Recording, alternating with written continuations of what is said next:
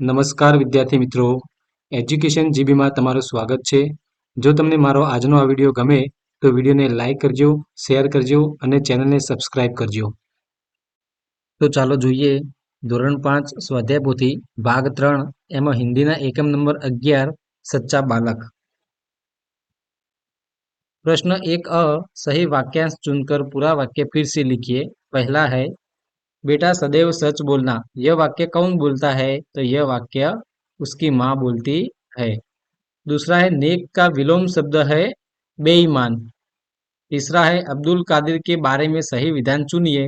तो माँ की आज्ञा के अनुसार वह हमेशा सच बोलता था. चौथा है कड़क कर बोलना अर्थात कठोरता से बोलना. और पांचवा है इस इकाई में किस बात का महत्व दर्शाया गया है? तो इस इकाई में सच्चाई का महत्व दर्शाया गया है. प्रश्न 1 वह है शब्द समूह के लिए एक शब्द लिखिए. यात्रियों का समूह यानी कि काफिला. दूसरा है सोने के सिक्के यानी कि असरफिया. तीसरा है सिले कपड़े के भीतर की तह यानी कि अस्तर. प्रश्न 1 क निम्नलिखित वाक्यों को कहानी के विकास के क्रम में लिखना. तो ये जो 5 वाक्य दिए उनको सही रूप से हमें लिखना है. तो पहला आता है कि काफिला बगदाद की ओर जा रहा था. एक डाकू की नजर उस लड़के पर पड़ी. डाकू लड़के का हाथ पकड़कर सरदार के पास ले गया. लड़के ने अपनी सदरी फाड़कर उसमें छुपी असरफिया निकाली.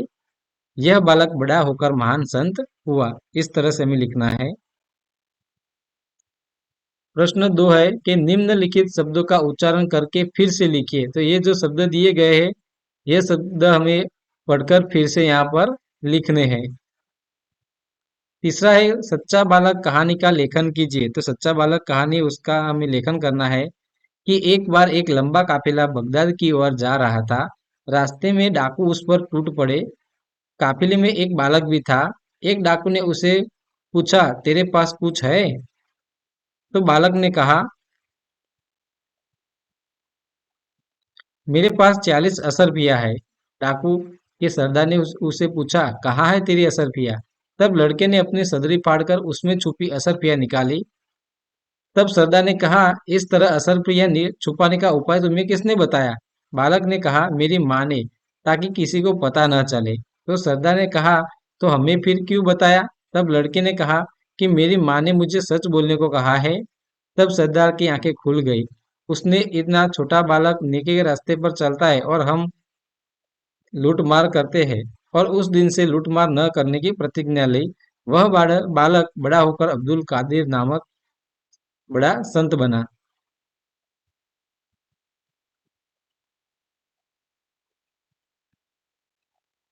प्रश्न 4 है कि निम्नलिखित प्रश्नों के उत्तर लिखिए.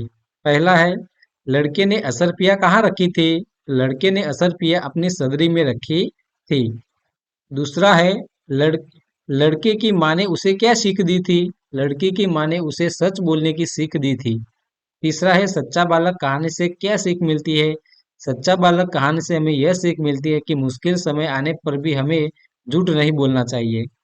अब प्रश्न 5 है कि अखबार के इस परिच्छेद को पढ़कर प्रश्नों के उत्तर लिखिए. તો સમાચાર પત્રનો જે આ પરિચ્છેદ આપ્યો છે એ આપણે વાંચવાનો છે અને નીચે આપેલા પ્રશ્નોના જવાબ લખવાના છે. पहला है शिल्पी के लिए इस परिच्छेद में कौन से शब्द का प्रयोग हुआ है? मूर्तिकार, कलाकार, सृजनहार के शिल्प? तो मूर्तिकार. दूसरा है अतिथि शब्द का समानार्थी शब्द है कलाकार, मेहमान, युवक, अंतिम. तो मेहमान. तीसरा है अखबार में छपे समाचार कब प्रसिद्ध हुए? तो 28 अगस्त 2011 को. चौथा प्रश्न है तपन मंडल के कलाकार को क्यों बुलाया गया है? तो गणेश जी की प्रतिमा के निर्माण के लिए बुलाया गया है. अब पांचवा है मूर्ति मिट्टी में से ही क्यों बनानी चाहिए? तो पर्यावरण की रक्षा के लिए हमें मूर्ति मिट्टी से बनानी चाहिए. प्रश्न 6 है कोष्टक में से सही विलोम शब्द चुनकर विलोम शब्दों की जोड़ बनाकर वाक्य में प्रयोग कीजिए. तो यहाँ पर एक कोष्टक में शब्द दिए हैं, नीचे एक उदाहरण दिया गया है और इसके आधार पर हमें वाक्य बनाने हैं. तो पहला है कि बड़ा, बड़ा यानी कि छोटा. कच्छ गुजरात का बड़ा जिला है और डांग गुजरात का छोटा जिला है.